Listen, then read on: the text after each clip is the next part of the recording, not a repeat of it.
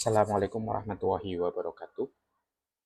Pada video kali ini, saya meneruskan kembali tentang digital detox pada generasi Z ataupun generasi milenial. Ini merupakan video lanjutan dari digital detox yang pertama yang sebelumnya sudah tayang terlebih dahulu. Kali ini saya mendiskusikan bagaimana dampak sebenarnya keuntungan utama. Tadi pada video sebelumnya sudah saya dampak pada sudah dijelaskan beberapa dampak tetapi lebih spesifik, tapi kali ini saya menjelaskan dampak detox digital terutama bagi Gen Z ataupun milenial termasuk saya sendiri yang saya kaji dari beberapa jurnal ilmiah, ada kemudian dari beberapa buku yang pernah saya baca dan beberapa kajian ataupun penelitian yang pernah saya lakukan. Yang pertama, keuntungan utama dari detox digital adalah bagaimana seseorang itu bisa memiliki kesehatan psikologis yang baik gitu. Jadi yang pertama itu adalah meningkatkan mood. Kita tahu dan kita tahu sendiri ya, bukan hanya saya, mungkin semua orang tahu ketika bagaimana seseorang mengakses media digital, dia akan ya mudah ikut emosi. Misalnya saja bagaimana ketika melihat isu banyaknya misalnya skandal penangkapan Gubernur Riau misalnya ya oleh KPK terkait kasus korupsi. Ketika kita melihat informasi tersebut di media sosial, maka kita akan apa? Kita akan marah, kita akan tersulut emosi, kita akan kecewa. Oh, ternyata korupsi itu sudah sudah melembaga ataupun sudah menyebar ke akar-akarnya, itu kan itu akan apa ya, akan merusak mood. Dengan kita melakukan digital detox, kita tidak terlalu mendapatkan banyak informasi, banjir informasi, maka mood kita akan lebih baik. Ketika kita misalnya dengan adanya media sosial, kita melihat ataupun kita ada konser, misalnya ada konser musik, ternyata dompet kita digunakan untuk kepentingan yang lebih besar, untuk membayar anak kuliah, kemudian untuk membeli sesuatu yang lebih penting, untuk renovasi rumah misalnya, maka itu akan timbul kekecewaan. Ketika kita detox, maka itu akan meningkatkan mood. Jadi kita akan terbebas dari beberapa informasi-informasi ataupun mempermohon ataupun video-video ataupun apa ya, semacam tren-tren yang memang mengganggu mood kita. Jadi dengan meningkatkan mood itu menjadi suatu hal yang positif kepada diri kita, terhadap manusia itu sendiri. Selain itu, bahwa detox digital itu juga mengurangi stres. Tekanan stresnya itu juga akan berkurang. Ketika misalnya saya pulang kantor macet-macetan dan lain sebagainya gitu kan ya, udah beberapa jam dari kantor, kemudian saya juga harus mengajar pulang dari kampus, kemudian juga harus macet dan lain sebagainya, itu kan stres. Kemudian melihat media sosial dengan berbagai misalnya isu pelanggaran lalu lintas kepada misalnya ada kasus tutut apa beberapa kasus-kasus yang membuat emosi semakin berkepanjangan dan lain sebagainya, tentunya itu kan membuat kita bertambah stres gitu kan ya. Seperti orang misalnya bermain game terlalu lama kemudian kalah, dia itu juga bisa kemungkinan akan mengalami stres. Jadi tekanan-tekanan stres itulah yang mengganggu mengganggu jiwa kita, mengganggu psikologis kita, dan itu seharusnya itu bisa ditangani dengan detox digital. Kemudian detox digital ini nomor ketiga itu adalah meningkatkan mindfulness. Jadi apa ya, fokus kita kepada suatu hal, misalnya fokus kita kepada suatu pekerjaan, itu akan lebih fokus, akan lebih tenang, akan lebih telaten, akan lebih cepat selesai ketika kita mengerjakan sesuatu dengan kita melepaskan diri dari sel. Misalnya saya mengerjakan suatu project gitu kan, pada project dari suatu perusahaan gitu kan untuk memperbaiki kualitas branding misalnya aja gitu kan, saya akan melaksanakan pada hari Sabtu dan Minggu, maka saya akan berusaha melepaskan diri dari dunia digital gitu. Saya melepaskan diri media sosial, media jelangan saya lepaskan dan saya fokus kepada pekerjaan yang saya lakukan dan saya menyelesaikan itu sesuai dengan deadline. Jadi itu akan membangun fokus yang lebih baik, akan membangun perhatian-perhatian yang lebih baik. Selanjutnya, bahwa detox digital yang pasti itu akan meningkatkan kesehatan. Kesehatan diri kita, seseorang itu tidurnya akan menjadi lebih nyenyak, Itu kan dari beberapa kajian, dari beberapa orang yang pernah kecanduan. Jadi orang itu mengalami insomnia itu bukan karena kebiasaan, tetapi karena memang dia terlalu banyak stalking, dia terlalu banyak scrolling di media sosial, sehingga akhirnya ya otaknya itu terlalu banyak dipenuhi oleh berbagai berbagai hal yang dia tonton, dan tontonannya itu juga beragam hingga akhirnya dia berpikir ke banyak hal.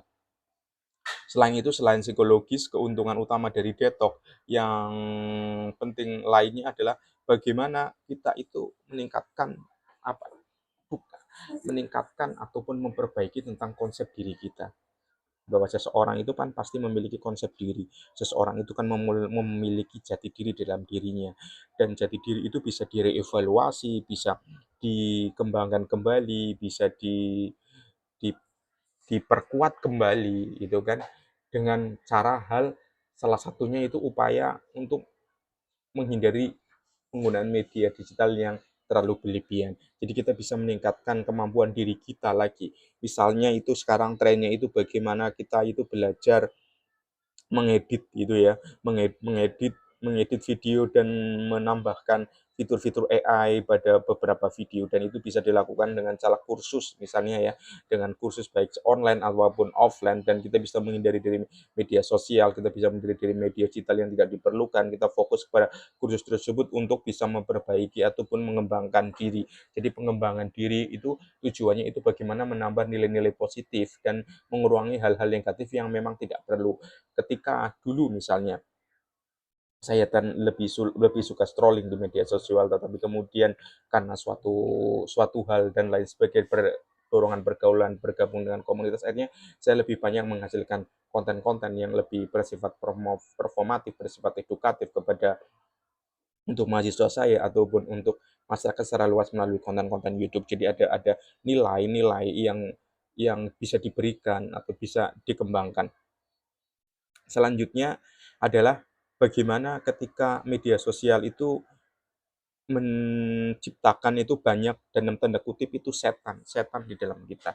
Jadi ada faktor-faktor, ada kalau setannya itu adalah faktor kemalasan gitu kan. Kemalasan untuk bekerja, kemalasan untuk bergerak, kemalasan untuk berinteraksi. Jadi kemalasan-kemalasan itu dihapuskan dan kita menghasilkan suatu tanda kutip itu malaikat-malaikat baik itu dengan melakukan detox. Kita misalnya jarang tadinya malas berolahraga, kita menjadi hal yang menjadi aktif berolahraga dengan adanya detox. Kemudian dari kita misalnya hanya sekedar menonton film, menonton klip-klip lain sebagainya, klip pendek di media di TikTok, kemudian kita berusaha membuat film-film kecil-kecil tentang orang-orang di sekitar kita dan lain sebagainya. Jadi ada upaya pengembangan diri gitu ya. Ada pengembangan diri di dalam diri kita itu untuk selalu berusaha dan untuk selalu memperbaiki diri.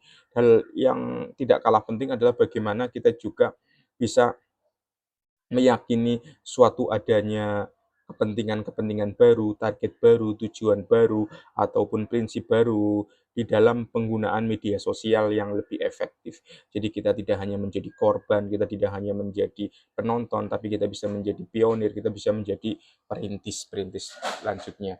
Jadi bagaimana detox itu sebenarnya sebagai ajang untuk kita melakukan refleksi diri, kita melakukan upaya pertapaan pertapaan dari dunia digital untuk kembali lagi ke dunia zona dengan melakukan lompatan-lompatan, karena kita akan memasuki dunia bukan lagi dunia digital, tapi kita masuk ke dunia kuantum di mana di situ ada kita harus melompat, melompat, melompat, melompat, melakukan suatu perubahan-perubahan lainnya. Kemudian ada faktor sosial yang sebelumnya saya sudah jelaskan itu di video yang pertama, bahwa dalam detox itu juga kita akan meningkatkan hubungan sosial dalam keluarga, dalam pertemanan, dalam perkantoran, ataupun hubungan sosial yang lainnya. Jadi inti dari tujuan media sosial sebenarnya untuk connecting the people, ya kan, connecting the people, connecting to the society. Tetapi dalam kenyataannya itu kita terjebak dalam menjadi orang introvert digital. Jadi orang introvert baru yang tidak bisa berkomunikasi dengan masyarakatnya.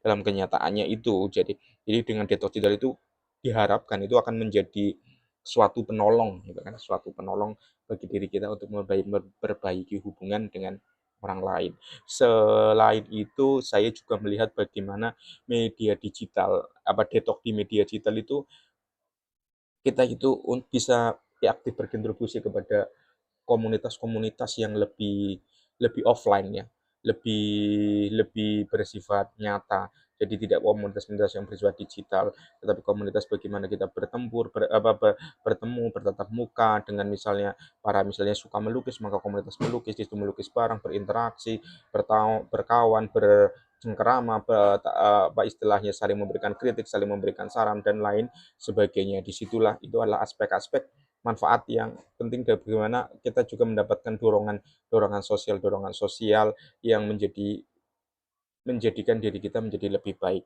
Hal yang terakhir yang paling penting itu ketika itu berkaitan dengan sosial itu kita menjadi lebih profesional di bidang tertentu. Misalnya ketika dengan detox kita hanya menjadi sekedar ya hanya sekedar menjadi hiburan, tetapi kita bisa menjadi pemain hiburan di situ, kita bisa menciptakan komedi mungkin, kita bisa menjadi latihan stand up langsung secara lucu-lucuan di media sosial dan lain sebagainya. Dalam dunia profesional detox digital itu tentunya ini kan seperti yang diungkapkan sebelumnya, saya punya harapan bagaimana suatu kantor itu menerapkan detox digital pada jam-jam tertentu untuk meningkatkan performanya, karena kita ketahui banyak ketika kita bekerja mungkin kita akan terdistraksi oleh media sosial dan lain sebagainya. Dan ini khususnya itu bukan tidak berlaku kepada orang-orang yang bekerja di dunia media atau dunia digital, tapi dunia-dunia yang lain gitu. Karena itu akan lebih fokus untuk tipe-tipe yang paling umum ya kan, paling paling umum dalam detox itu dalam beberapa penelitian saya melihat dan saya mengkajinya bahwa sebagian besar orang melakukan detox atau strateginya itu hanya bersifat temporer temporer gitu. Termasuk saya gitu kan, temporer, tidak mungkin kan saya akan quitting gitu kan dari Facebook, tidak mungkin juga saya akan quit quit apa selamanya dari X dan lain sebagainya. Saya tetap ada di situ, mungkin tidak aktif ataupun hanya hanya sekedar ataupun hanya sekedar temporer semata. Itu kan temporer semata, tetapi faktor-faktor seperti rejection, penolakan, kemudian regresif, kemudian ada bersifat replacement itu umumnya itu hanya bersifat ya separuh-separuh saja. Karena apa? Temporary, karena temporary itu seseorang ya seperti saya sendiri tidak bisa kan dilepaskan dari media sosial ataupun media digital secara umum ya kan. Dan itu yang umum yang bisa dilakukan adalah bagaimana ya latihan menjaga menjaga handphone itu jauh dari kita gitu loh, agar kita itu tidak terlalu bergantung gitu kan, menyimpan handphone ketika datang ke rumah, pulang dari kantor datang ke rumah, cek handphone sesekali, kemudian ditaruh di laci, kemudian kita beraktivitas dengan istri, beraktivitas dengan anak kamu iya kan. Jadi ada bagaimana aktivitas kita itu tidak apa ya, tidak lepas dari handphone, tapi kita bisa menaruh handphone. Kemudian dan itu pun dan yang paling penting lagi ketika kita berinteraksi, yaitu diwajibkan, saya menyarankan diwajibkan agar me apa namanya, menempatkan handphone itu kan di suatu tempat gitu kan, dalam interaksi bertemu dengan teman dan lain sebagainya. Tapi kita hanya menggunakan handphone itu hanya untuk kepentingan yang sangat sangat apa ya, sangat sangat sangat darurat gitu. Upaya lain strategi dalam detox digital itu yang paling umum diterapkan untuk meningkatkan manfaatnya itu adalah dengan cara switching the others. Misalnya itu ketika saya biasa mengetik di HP gitu kan, pas naik KRL ataupun di mana-mana gitu kan, saya berusaha menggantinya itu dengan mencoba menggunakan kertas, menulis latihan menggunakan kertas dan lain sebagainya. Jadi switching to other platform ya. Jadi mengganti platform yang lainnya, termasuk di antaranya yang paling penting itu adalah membuat jadwal jam seberapa saya harus memegang HP, kapan saya akan menggunakan ponsel dan lain sebagainya. Ini kan menunjukkan bagaimana detox itu sebenarnya upaya kita agar tidak FOMO ya. FOMO, fear of missing out. Bagaimana kita itu tidak apa ya, melepaskan diri dari FOMO. Ketika kita selalu identik dengan media digital, kita identik dengan media sosial, maka kita akan FOMO. Kita seolah-olah menjadi orang yang apa ya, seorang harus tahu segalanya, harus tahu tren yang akan terjadi, tren yang sedang terjadi, dan kita tidak boleh ketinggalan. Karena itu kita tidak boleh FOMO. Tapi dan itu menurut saya dengan upaya kita tidak menjadi FOMO itu justru menjadi hal yang lebih baik. Generasi Z juga menjadi generasi yang lebih sehat. Kemudian kita juga bisa meninggalkan jauh social judgment. penilaian-penilaian sosialnya terhadap kita yang dilihat dari Facebook, dilihat dari X, dilihat dari Instagram kita, gimana dan lain sebagainya. Orang akan memberikan stigma, orang akan memberikan judgement dan itu bisa kita lepaskan pelan-pelan dengan detox digital dan kita tidak akan terpengaruh oleh suatu hal yang memang tidak lagi menjadi kepentingan kita, tetapi kita lebih bagaimana kita menghasilkan suatu karya, menghasilkan suatu rekognisi yang sebenarnya lebih bermanfaat sekedar dari hanya pengakuan di media sosial semata, gitu.